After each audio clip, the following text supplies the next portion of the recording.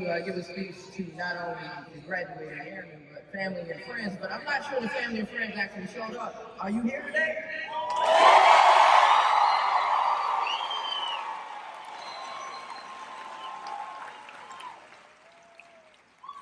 Now, that might be good enough for the other military training parties, but this is the home of the Wolfpack. I'm going to ask one more time, family and friends, are you here today?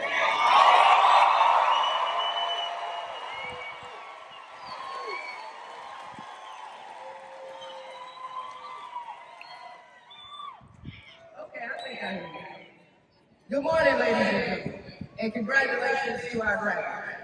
The men and women who have come before you have airlifted troops and supplies into the jungles of Vietnam, executed precision airstrikes in the deserts of Iraq and Afghanistan, delivered humanitarian aid to villages in Africa and South America.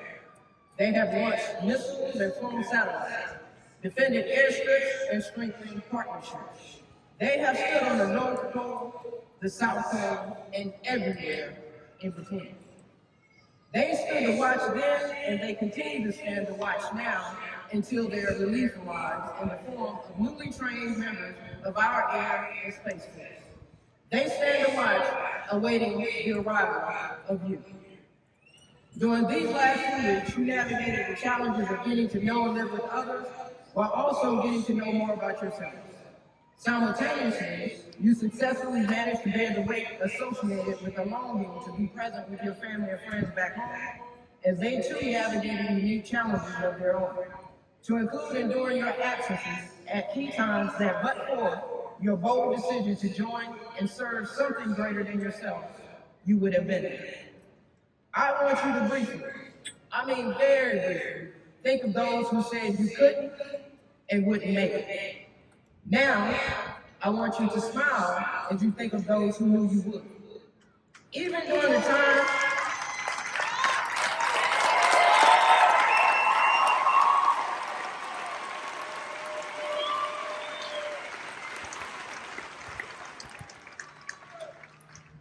they knew you would, even during the times when you may have doubted yourself. Smile as you whisper a quiet thank you for their love, support, and decision to support your choice to step outside of your comfort zone. Today, you carry two very important names. I want you to look down at the right side of your chest as it reflects the name of your family. You briefly left to complete your basic military indoctrination, a name in which you now represent very well. And you will notice in our utility uniform on the left side, you now have the additional name, a name you have gained as a new part of our larger family. You arrived here as individuals coming from different walks of life, bringing with you the strength of your diversity, and I am proud to call you my family. You arrived here as individuals, but you depart as a team, having gained new brothers and sisters and joining the greatest force on the planet, our United States Air Force.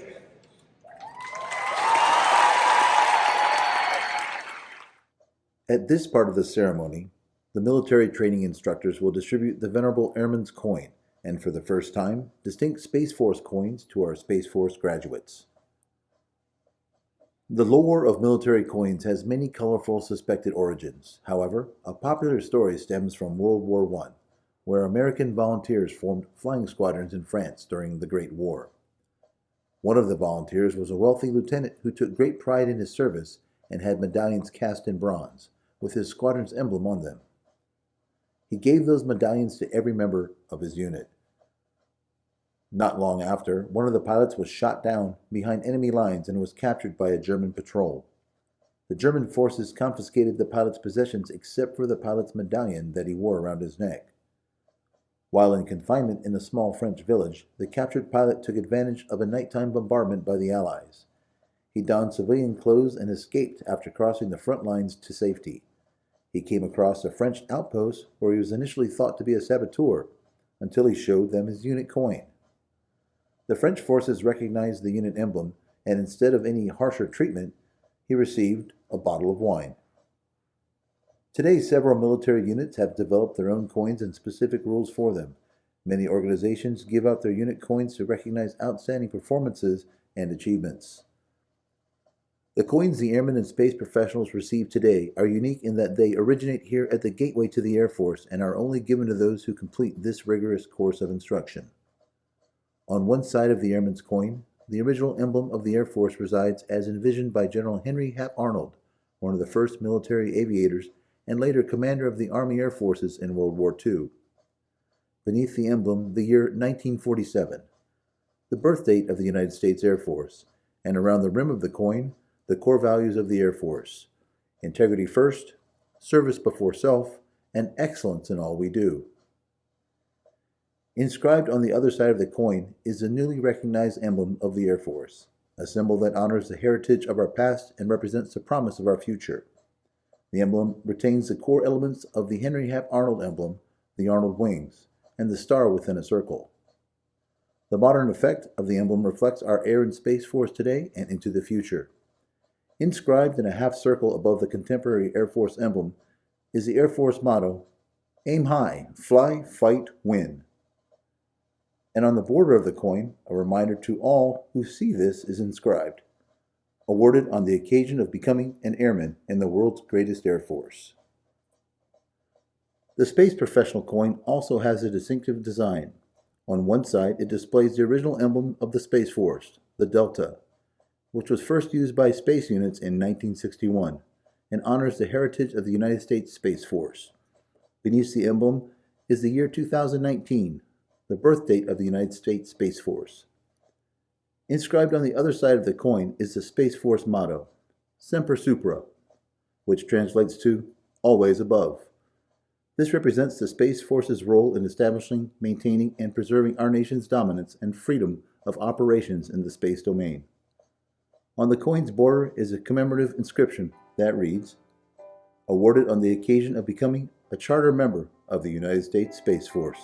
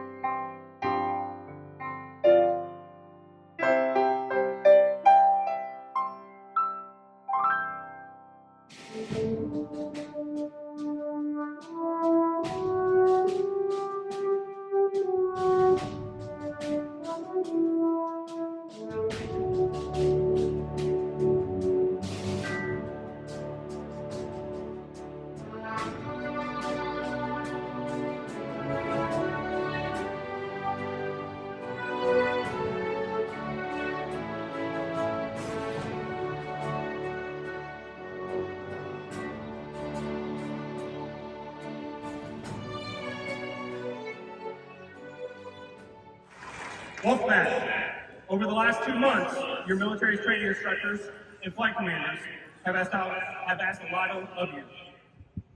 and have held you to the highest standard. Your Wolfpack instructors are the very best at what they do. They've worked tirelessly, providing you world-class instruction to lay a foundation of what it means to be an airman. Instructors, thank you.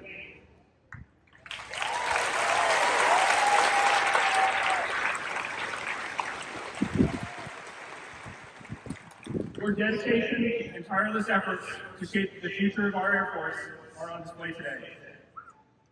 Pat, tomorrow you will raise your right hand and swear to defend the Constitution against all enemies. Today, while you're with your families and friends, I want you to think about that. Think about what that oath means to you and to them. It is an awesome responsibility. And make no mistake, no matter your career field, you are a warrior. You have a critical role in defending our country and enabling our leaders to meet the U.S.'s national objectives. Even if you're not at the tip of the spear, you will be a key enabler of the world's greatest Air Force.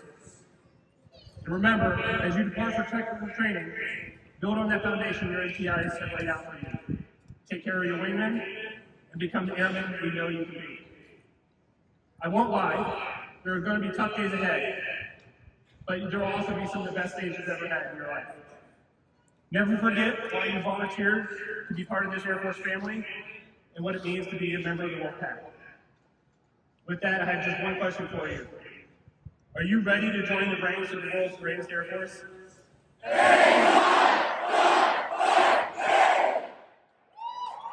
Environment through multiple progress checks.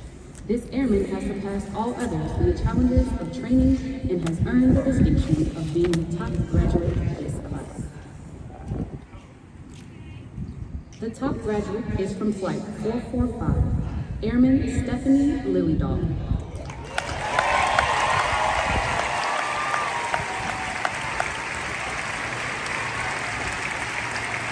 She is from Aeroconte, Pennsylvania, and joined the Air Force to become an aerospace medical technician. In the stands cheering are her father, stepfather, mother, and her recruiter is Staff Sergeant Matthew Richards from the 311th Recruiting Squadron in Cannonsburg, Pennsylvania.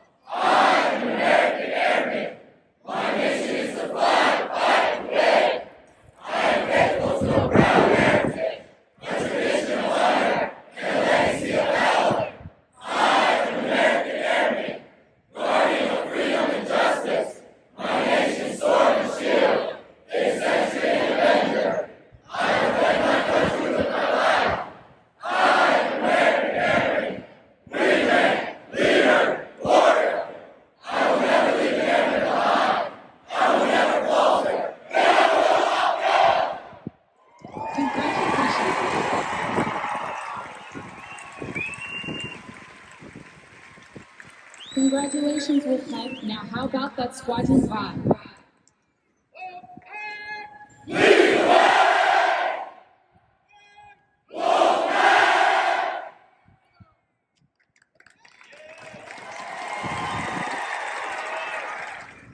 Our flag security detail consists of members from the graduating squadron, led by Master Sergeant Zeno Wright. Our commander of airmen is Master Sergeant Eileen Echeluso. Detail, attention, punch! Well, bird, punch!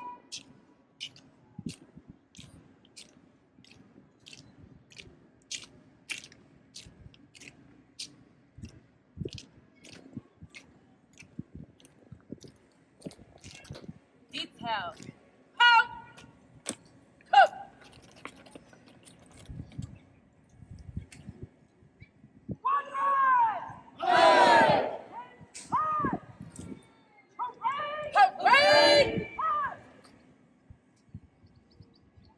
Ladies and gentlemen, please stand for the sounding of retreat and remain standing for the playing of the national anthem.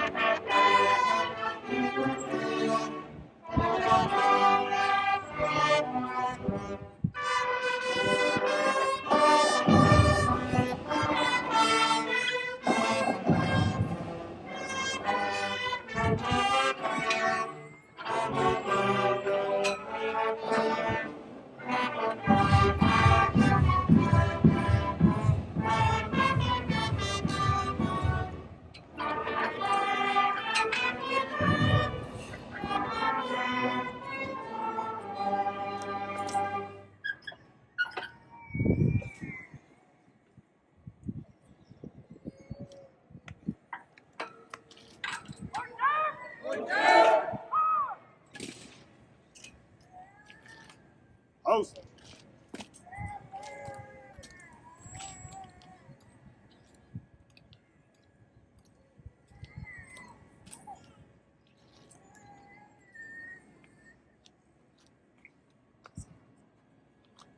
The flag stands for peace,